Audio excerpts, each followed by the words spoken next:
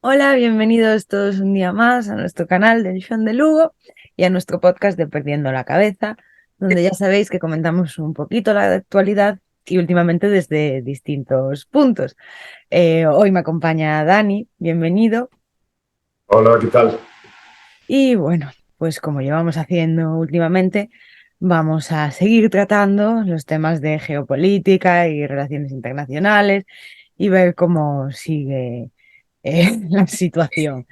Y bueno, de lo primero que vamos a hablar es de la, como menos, como mínimo, llamativa orden de arresto a Putin, ¿no, Dani? Por parte del Tribunal Penal Internacional.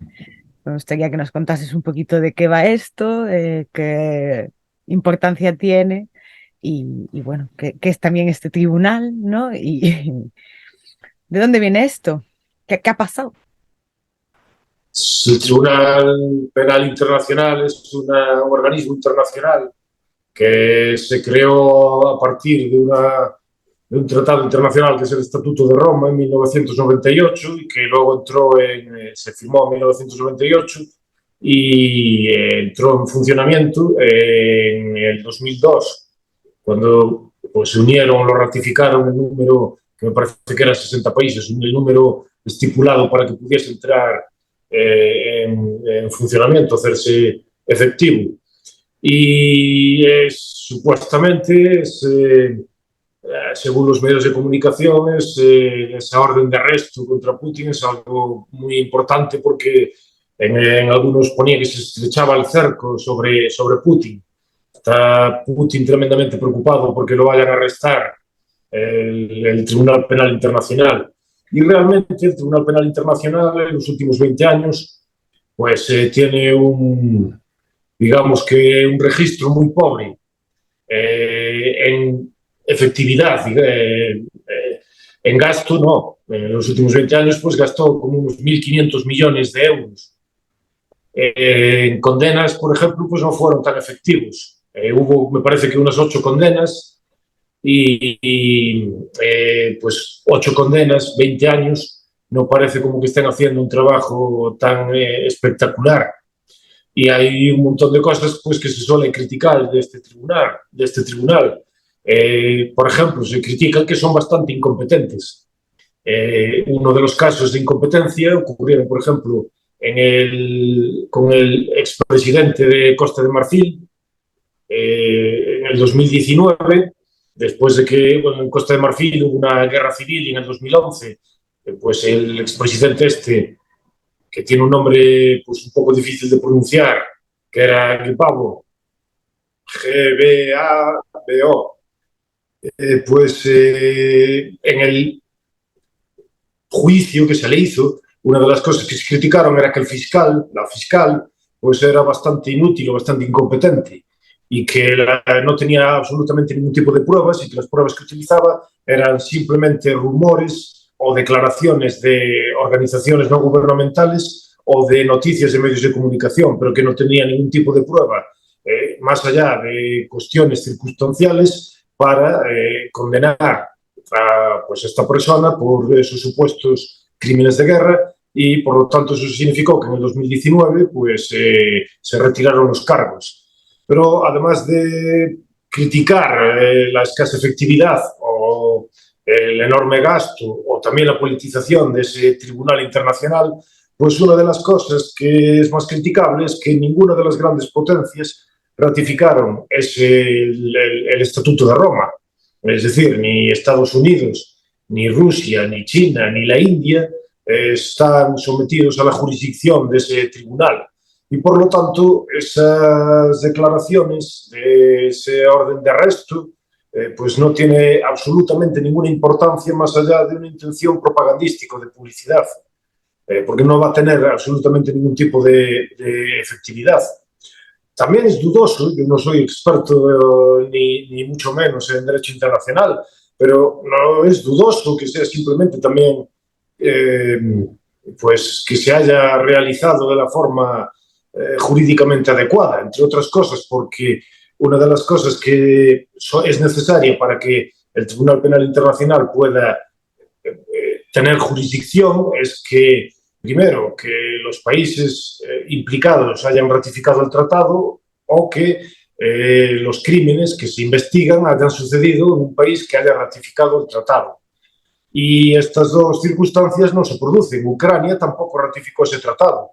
Simplemente declaró, hizo unas declaraciones en las que decía que para la situación del conflicto con Rusia, pues que aceptaba la jurisdicción del Tribunal, la Corte Penal Internacional. Pero eso no es haber ratificado el tratado y haber seguido los pasos o los procedimientos oportunos. Y en cualquier caso, Rusia no ratificó ese tratado y alguien podría decir que eso es independiente o que da lo mismo porque esos supuestos crímenes que se están investigando sucedieron en Ucrania, si en el caso de que fuese jurídicamente aceptable porque hizo esas declaraciones, pues entonces haría lo mismo. Pero un país que no está de acuerdo con esa interpretación es, por ejemplo, Estados Unidos. Porque Estados Unidos no solo no ratificó ese tratado, el Estatuto de Roma, sino que durante el gobierno de George Bush se estableció una ley en la que es el American Service Members Protection Act, en el 2002, en el que se prohibía la cooperación con el Tribunal Penal Internacional.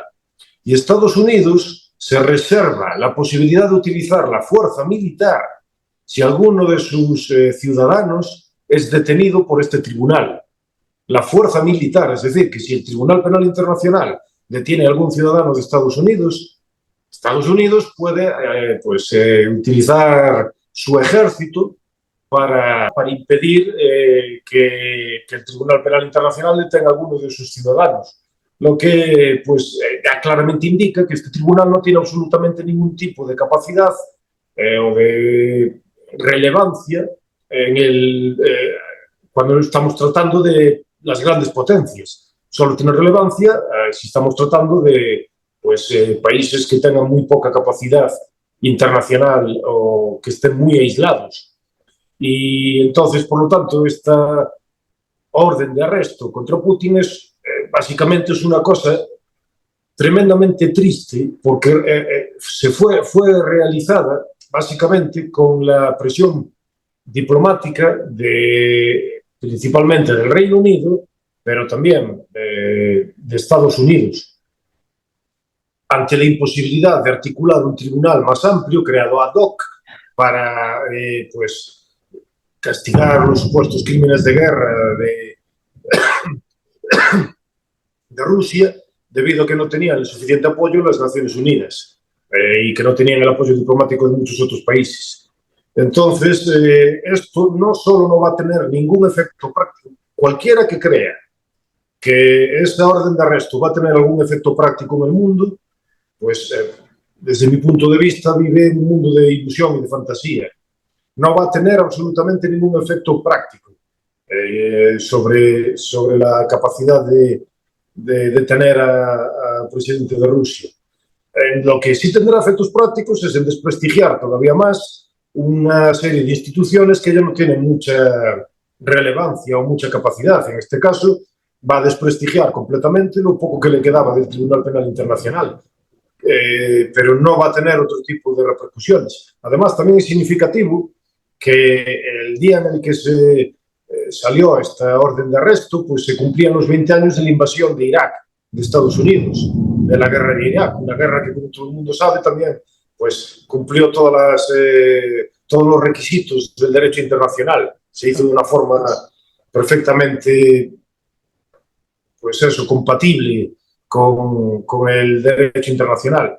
Y es también significativo porque no solo esa invasión fue completamente unilateral, obviando todo tipo de instituciones internacionales y utilizando excusas como la búsqueda de armas de destrucción masiva que evidentemente no existían, sino que además también se produjeron crímenes de guerra y situaciones que están bastante bien atestiguadas y documentadas, como por ejemplo las torturas que se produjeron en la prisión de Abu Ghraib, entre otras.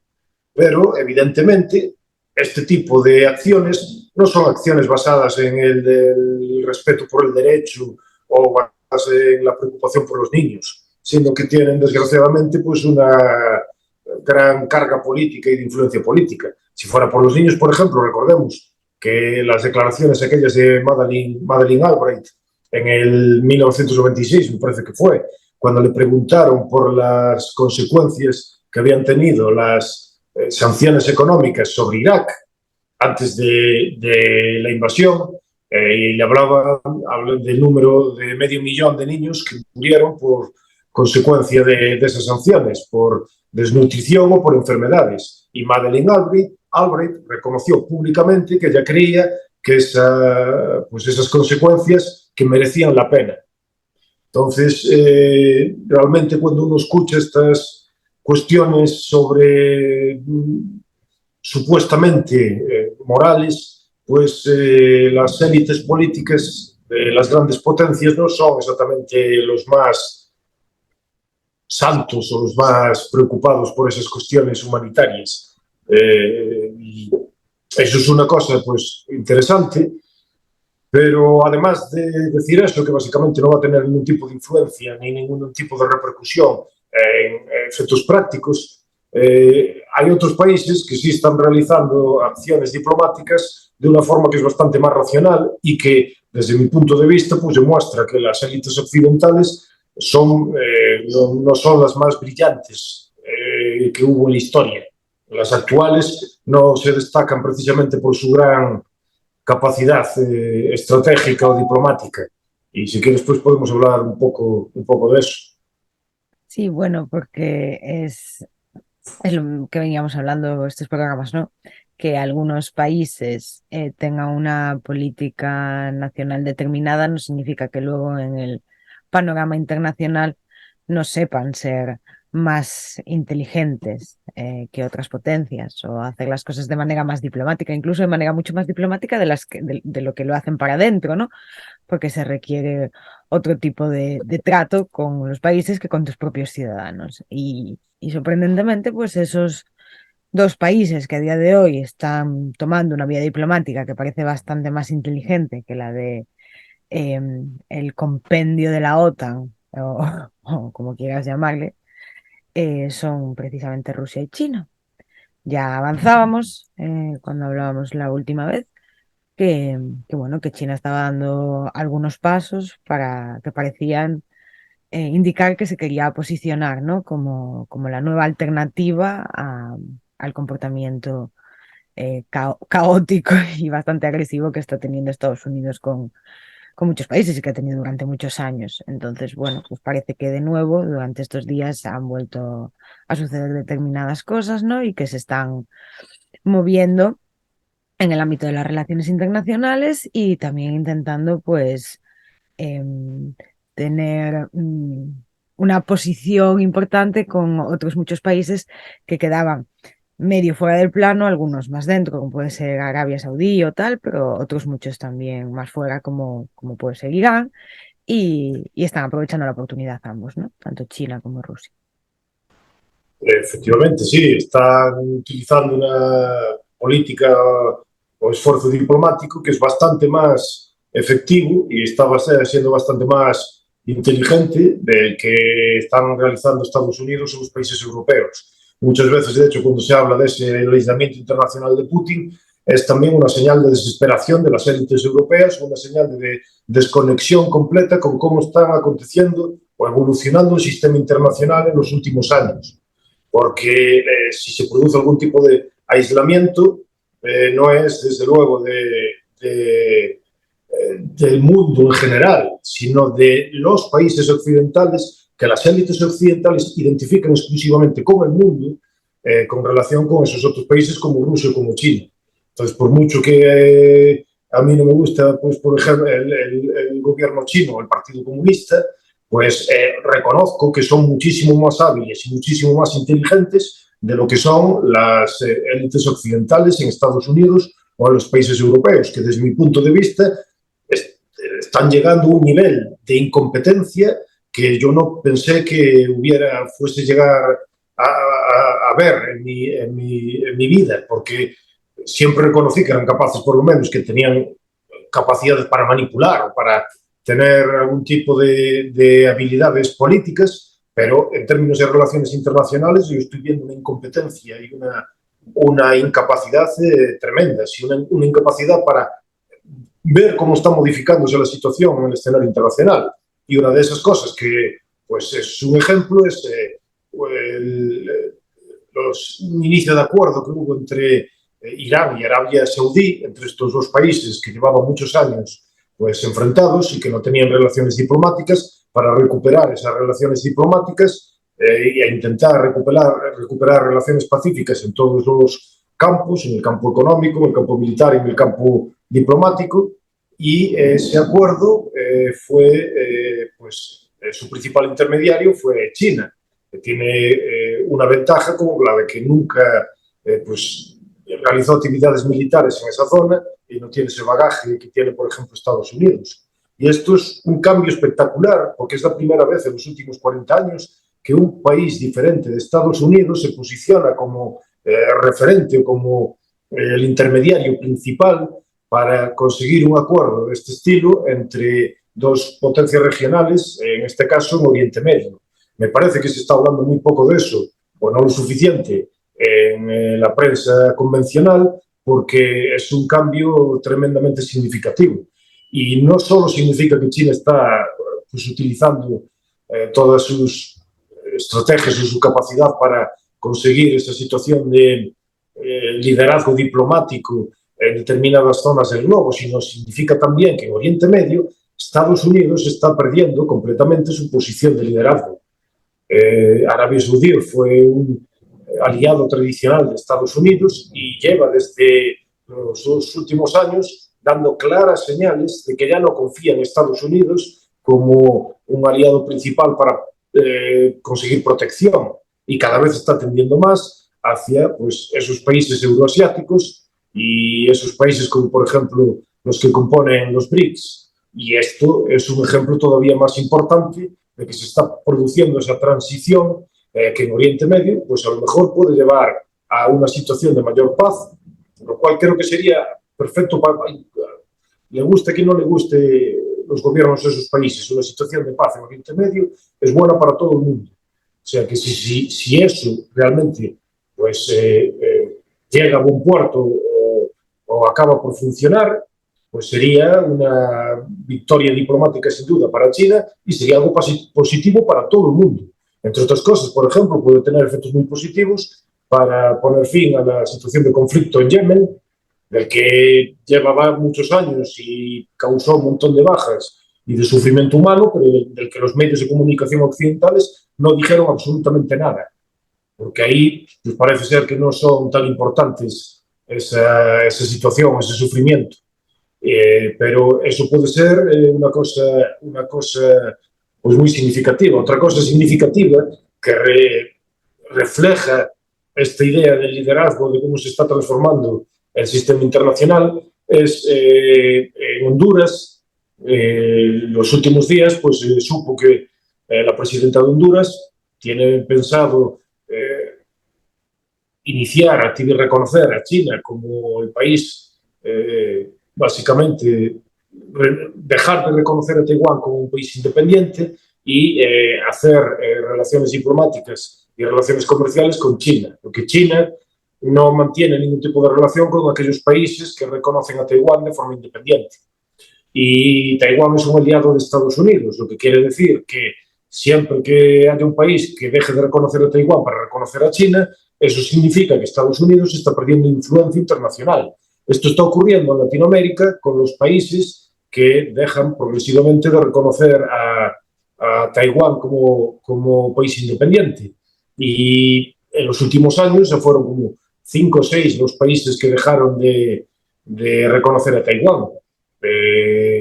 Eso significa que en Latinoamérica también la influencia de China, y es una influencia fundamentalmente diplomática basada en elementos como lo del BRI, el Belt and Road Initiative o la nueva ruta de la seda, basada en inversión en infraestructuras y en préstamos, es decir, en poder suave, no en poder militar o poder duro, coercitivo.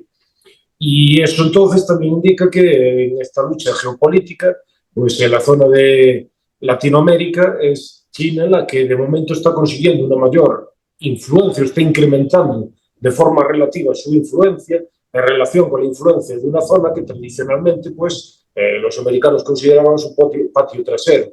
Y esto es también otro elemento más que indica que Estados Unidos está perdiendo la situación relativa de poder en varias zonas del mundo. Esto marca, pues puede ser uno de esos elementos que marquen el fin de la hegemonía unilateral de Estados Unidos, y es algo significativo, y me parece que, una vez más, pues tanto las élites de Estados Unidos como las europeas pues son bastante, se están mostrando bastante impotentes o incapaces de ejercer una política exterior que tenga algo de, sea capaz de ejercer algún tipo de contrapeso a esos esfuerzos diplomáticos de China. Sin duda, ¿no? Y se nota eso en muchas cosas, en muchos países y en muchos discursos. Hace unos días daba un discurso el presidente de El Salvador, Nayib Bukele, donde utilizaba ese mismo término que tú acabas de utilizar y le decía, dirigido precisamente a las grandes potencias, diciéndole que no están dispuestos ni a ser el patio trasero ni el patio delantero de ninguno de ellos, que están dispuestos a tratar en igualdad de condiciones. Y eso es un poco lo que les está ofreciendo China, ¿no? Entonces, bueno, pues hay un claro cambio de paradigma en las relaciones internacionales que muchos países que llevan bajo la bota de Estados Unidos mucho tiempo, pues también están aprovechando, como es lógico. Lo raro es que no se diga antes en muchos casos. Pero bueno, también digamos que además de todo esto se están fortaleciendo las relaciones entre esas dos grandes potencias, ¿no? Entre China y Rusia. Correcto, sí. Es otra de las cosas también. Normalmente los medios de comunicación pues no le prestan la suficiente atención o lo tratan de una forma tan ridícula que a mí me parece que es uno de los peores errores que están cometiendo los países occidentales, ese desprecio a los que consideran rivales, porque si los tratas con desprecio y no los tratas de forma con inteligencia, intentando ver cuáles son las condiciones objetivas o las circunstancias objetivas de lo que está ocurriendo, definitivamente vas a perder. Y eso me parece a mí que es lo que está ocurriendo en la actualidad. Como no son capaces de hacer un análisis lo suficientemente objetivo, pues tienen que recurrir a formas de propaganda, a formas de ridiculizar y a formas que no van a tener ningún tipo de resultado efectivo. Y en este caso, cuando se habla de eso, o del aislamiento de China, de Rusia, o de pues que está sometida a ahora que va a ser como una especie de esclavo de China. Y no está sucediendo nada de eso. Lo que está sucediendo es que se están incrementando los lazos y las alianzas entre Rusia y China porque le resultan en estos momentos beneficiosos a ambos. Les resulta beneficiosos porque tienen básicamente un rival común que es Estados Unidos y los aliados de Estados Unidos. Entonces, Xi Jinping va a hacer su primer viaje al exterior, se va a reunir con Putin en Moscú y pues eso representa un paso más en estos incrementos de las relaciones entre ambos países, en donde va a haber cooperación en todos los sentidos y donde ambos están utilizando pues, sus recursos diplomáticos para conseguir también una situación donde sean capaces de atraer al mayor número de países posibles, sobre todo a países de lo que se llama el sur global, esos países como Turquía, como Brasil o como Sudáfrica,